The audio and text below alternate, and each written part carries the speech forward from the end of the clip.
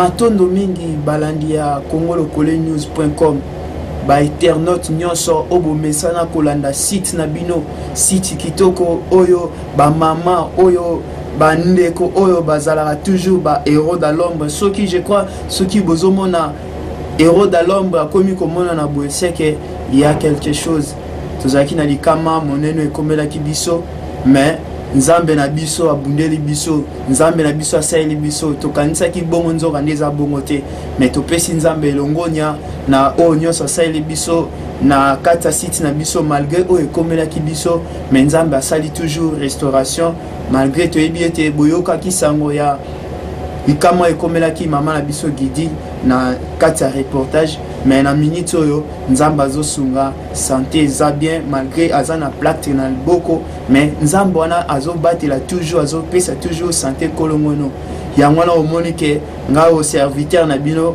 na bimi toujours kotalisa bino ke malgré mama aza na moi repos moke mais biso moko toza toujours na kati ya kobunda toujours kotalisa bino ete de quoi nous sommes capables ya kotalisa bino ba image oyo tokoti na bandako na bino lelo pona kotalisa bino ndenge nini journée de la femme ezalaki célébrer kati na République démocratique du Congo tokemeka kotambusa micro na biso na école lule lolenge nini bana na biso ya basi pe ya mibali basalaki carnaval pe basalaki ba manifestation lolenge na lolenge ezala vraiment kitoko mingi toluka ite tokende kotambusa ba micro na biso tomona ndenge nini ba msusu bazomela ba masanga nene susu balati bilatela mais tomeka tolingaki komema micro na biso na école opona kotalisa biso bana na biso ndenge nini bafetaki journée de la femme o bolanda ba image o nde tokozonga après image o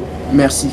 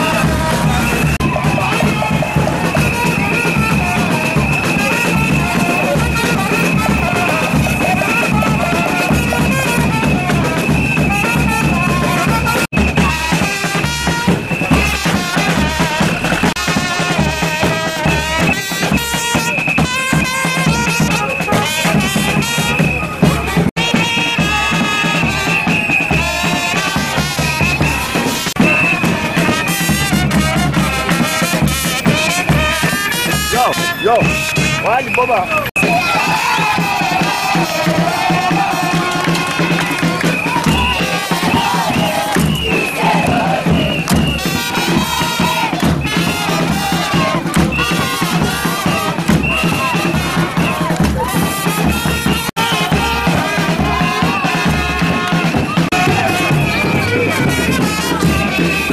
Voilà na prince kuna aga tena bana wa.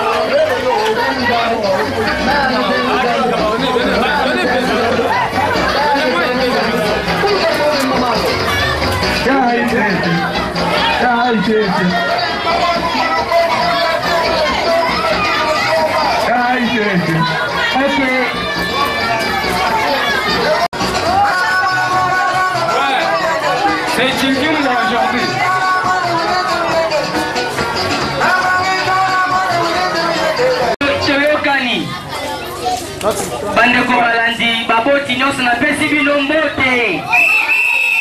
Peko profite lisusu pona mokolo ya bamama oboko celebre yango lobi. Sanza o mobi lokoto alingala boli bisanga pona akoloba lingala.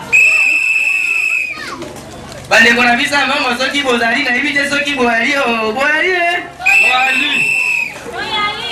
Ebo we basaka ta boali boali. Yabangombe boyali Yabangwangi boyali Oh naza pendane esengo mingi pona koloba bozingo Libalamo Ok Ema Tangile mamwani nipe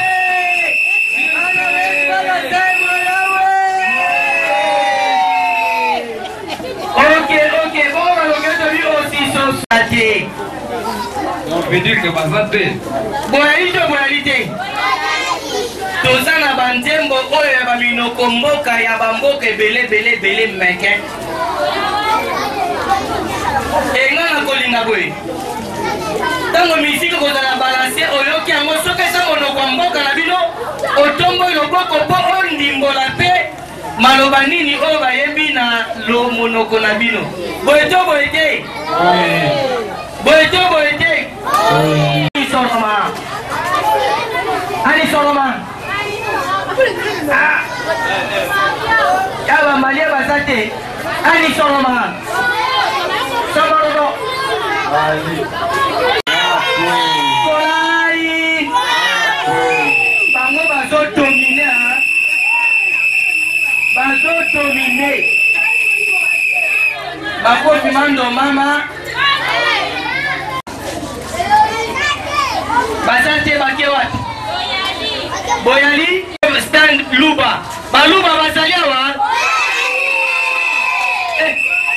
Wana basete bakilenge nyoto batu baluba.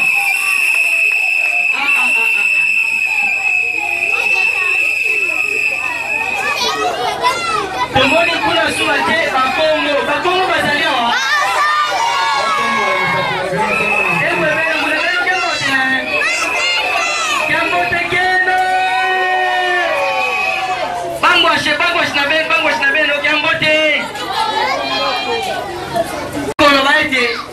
lelo mokolo na biso ezali oyo tobengi carnaval oyo tozocelebre to mpe kotalisa culture africaine en général, en particulier culture congolaise. L'Afrique oyo tozali na ba culture ezali ebele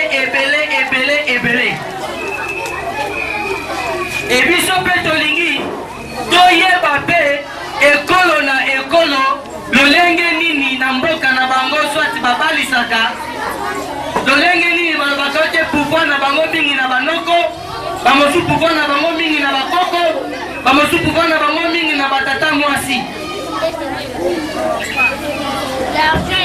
soki toke kote mosusu balobi monsieur asisi bomona ye photo na ya mwana elle s'appelle madame Lule azaki pa na ye amoni bana ye parce que c'est une femme mariée et mère de 4 enfants bamoni bana baosaka na défense otangisa bango azwi mpe likanisi ke non un jour nakoki mpe kopaye une école pour la formation ya jeunesse mais na baide azwaki na mois d'avril 2010 azaki epai na ye mais atali kwe nini nakoki kobanda activité ya encadrement ya formation ya jeunesse. Donc pour votre information, c'est une maman où aza na souci makasi pour la banda où elle se tracasser pour la formation ya jeunesse. 2010 toye omoni papa aza na nsima kuna papa kokopusana ngo eza wana pusana et parmi le premier voilà merci voilà il s'appelle Sulaimani Mboyo. Donc le gardien voilà on va te le prendre ça qui a un moko nous doit ça là qui dit mais c'était le gardien on a entendu prendre pourquoi le prendre ça là qui vit à première personne on a eu la continuer na papa oza awa eza ndeni donc formation ya liboso oyo nazwaki mpona esika mpona veni nazwaki na monoko na ye ntango asa banda campagne mama mosusu azali awa ake wapi madame Régine eske azali secrétaire aza wapi donc okuta secrétaire otie mpo bandokolisa bana wana na mois d'août tosali sensibilisation na kati ya sensibilisation nazomona zangani aza wapi zangani toma passé ici toma passé oui zangani ok toma passé aussi zangani où est Joël passé oui toi aussi passé voilà c'est ça na lo ya première campagne ya inscription bano bazali kati na biso oyo abandaki maternelle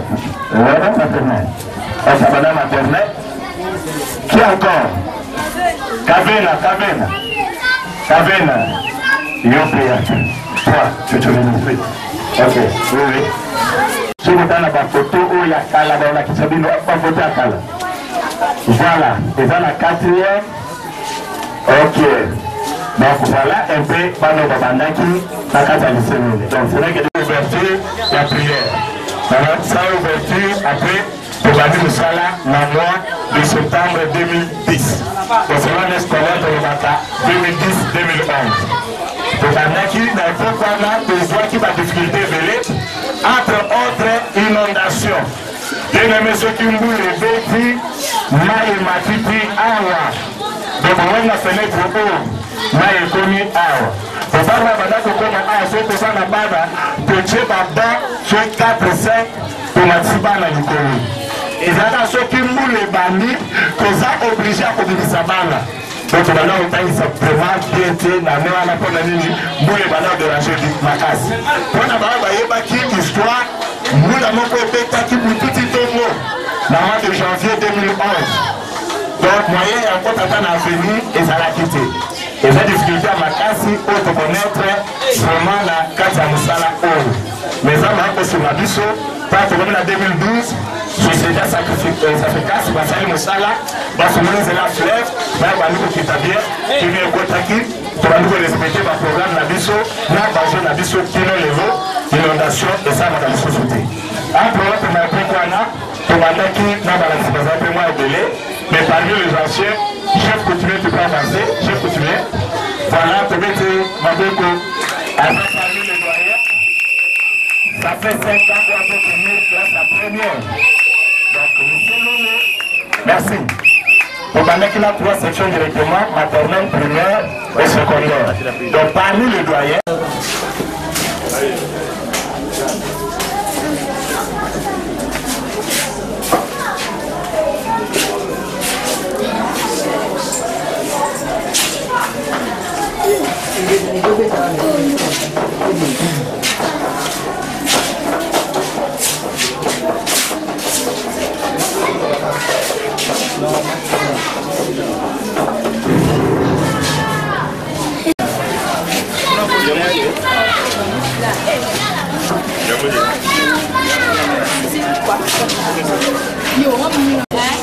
On visite seulement. Est-ce qu'on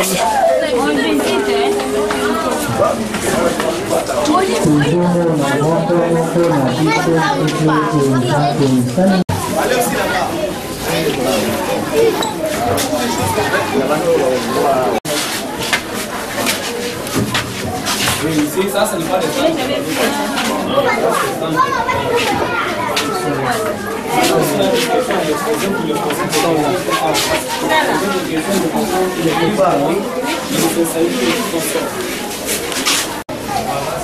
Andorra na Sazana.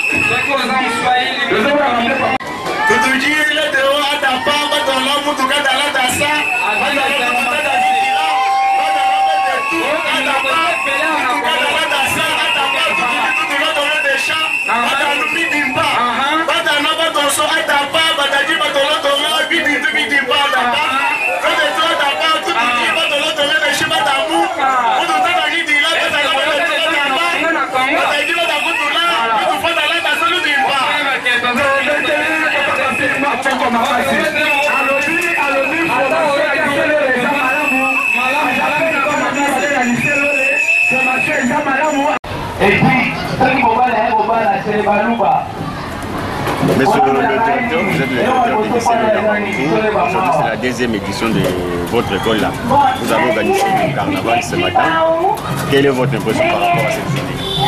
Ok, par rapport à ce qui vient de se passer, nos impressions sont bien passées. Nous avons remercié tous les parents qui nous ont soutenus. L'équipe de fanfare nous a venus jusqu'ici. On n'a pas vraiment eu vraiment des empêchements ou bien des handicaps. On a bien tourné, nous sommes revenus ici selon notre programme et nous sommes déjà presque à la fin de nos activités. Et l'objectif de votre carnaval, c'était quoi? C'est d'abord pour sensibiliser les parents, les élèves et préparer les inscriptions 2015-2016. Nous ne pouvons pas attendre, préparer l'année scolaire 2015-2016 au mois de janvier. Non, nous avons déjà commencé parce que nous avons distribué des invitations et nous avons lancé des messages pour appeler les parents de venir inscrire les enfants au lycée. Est-ce que ce n'est pas très tôt?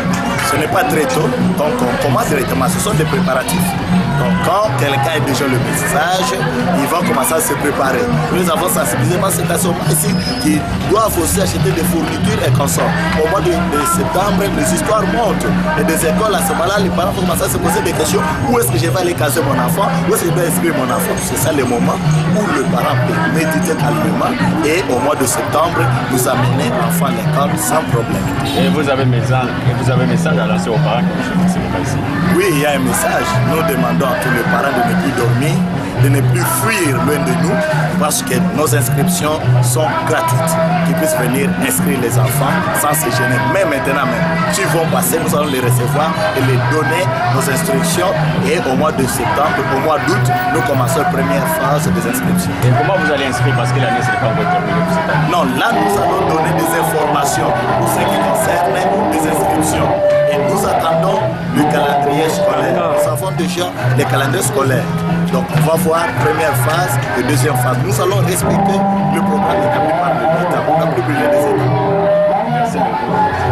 Je vous remercie, monsieur le journaliste. Bonjour, camarades du lycée.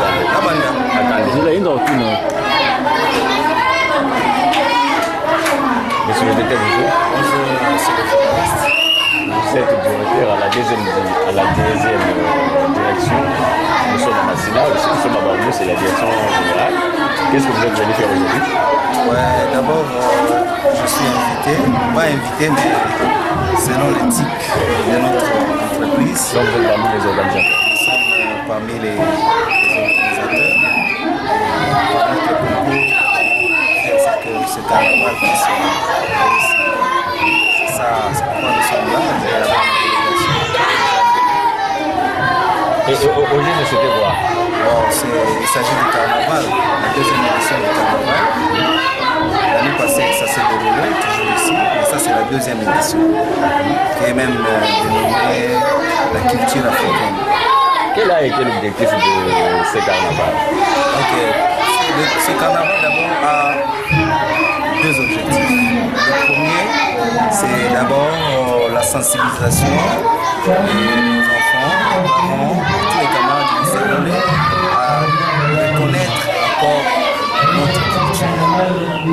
Et nous allons aussi sensibiliser, mobiliser la masse. Parce qu'on a tourné presque toute la commune de Bamako. On a mené derrière nous des foules de gens pour les sensibiliser sur la culture africaine. Vous avez un lycée chez vous, la Massina. Comment vous êtes venu ici célébrer cette journée avec les autres? Vous avez abandonné vos élèves?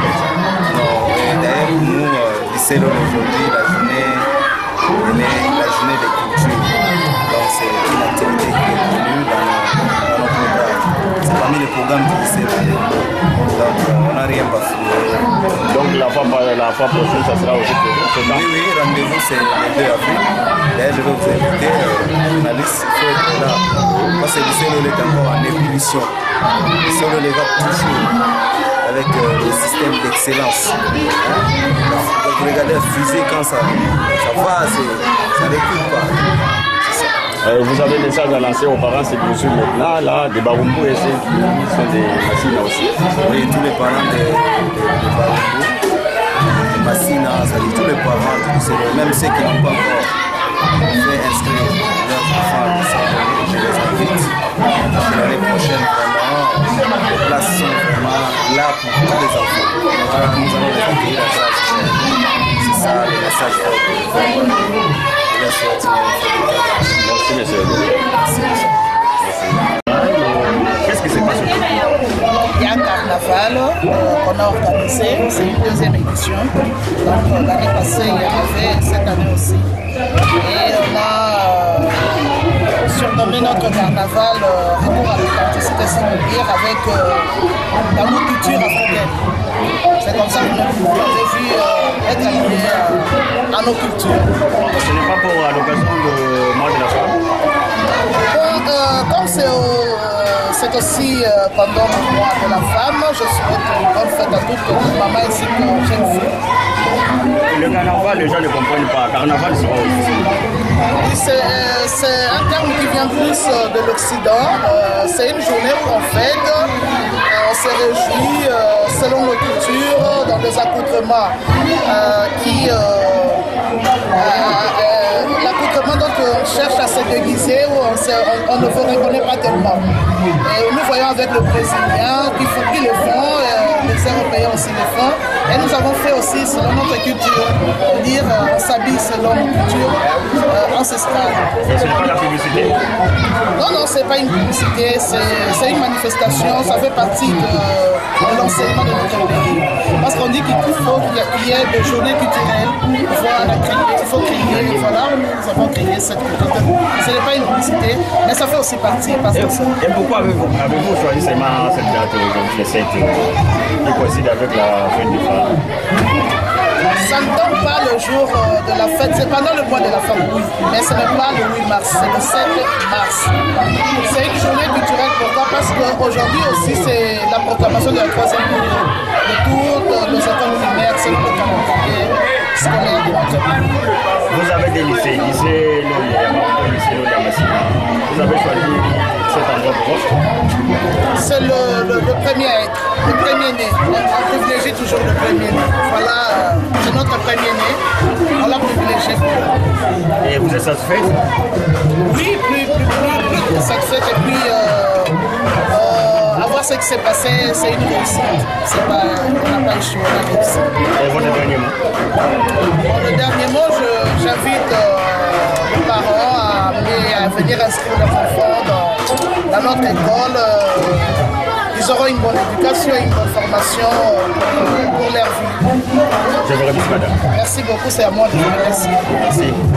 Tokomi na suka ya reportage oyo. Je crois ezaki malamu mingi ezaki sengo mingi. Tomoni lolenge nini bana na biso ba s'exprimer. Tomoni lolenge nini bana na biso bazana ba capacité. Botinda bana na bekol. Je crois boza misika ya mboka RDC.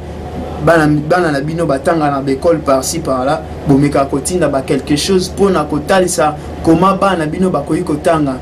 Bomoni bilili etalisi ke bana na bino batangaka na lolenge ya mabete me bana na bino bakendaka vraiment etelo pona kozwa malako oyo enseignant baza kopesa bango nde ba mekai pe ko s'exprimer na nzela ya micro na biso ya Congo Lokole News. Je crois ezalaki kitoko journée de la femme pona école na biso lule ezalaki bien. Je crois ba o nyonso bazalaka scotché bazalaka toujours kolanda biso na kati ya site na bino www.congolokolenews.com. Je crois bo sepeli to pesi bino longonya pe na bana biso. Merci mingi na bo sanité, merci mingi ezokende tout droit et pas ya papa na biso Charles Fale. Je crois maboko pembe toujours na bolamo sala toujours kat na site oyo. Tozopesa toujours merci na assistance na yo to bo sanité ba o nyonso ba assista ki biso na o ekomela ki biso. Je crois nzambe toza eloko opesa bino te nzamba pambola bino toujours site na bino congolokolenews.com maboko pembe tojali toujours nesika wana pona kopesa bino ba bilili o eza ya kitoko toza toujours wana kotalisa bino lolenge nini mboka na biso ezokende. Donc maman za na repos mais biso oyo toza na ba capacité tozo lakisa toujours de quoi nous sommes capables de total totela ki bino bilili o nzambe ya pesa bino lisusu makasi wana bo continuer toujours ko fortifier biso na musika bo continuer toujours ko soutenir site o so eza na ba suggestion to eza na ba remarque ya kopesa bozanga raté ya kokomela biso bozanga raté ya kobenga biso pona kobongisa toujours site na biso pour que tous ala toujours à la page par rapport ya ba site mususu. Merci na David Olito, merci na Picho Pacho, merci na assistance na bino, merci nzambe vraiment apambola bino. Je crois ba kombo eze belé mais ba o na tangi o na yokaka. Je crois na mikozong sabino vraiment matondo mingi na maenyo so bosali pona biso to monike tozala biso mote mais tozala pe na batu ndenge baloba ke zanga mbongo me zala na batu tomoni yango vraiment ke tozalaka na bato nzambe apambola bino nzambe apesa rétablissement epai ya mama na biso Gidi esika azali nzambe apesa ye makasi toujours nayebi ke mikolo mokie boolanda ye azozongela ba numéro na ye ndenge amesana toujours nabosani te de shit Mambetuku notre directeur aza toujours wana koassiste biso aza toujours wana kozwa soin ya site oyo merci na internaute nyonso je crois tomonani na numéro mosusu nzambe azala bino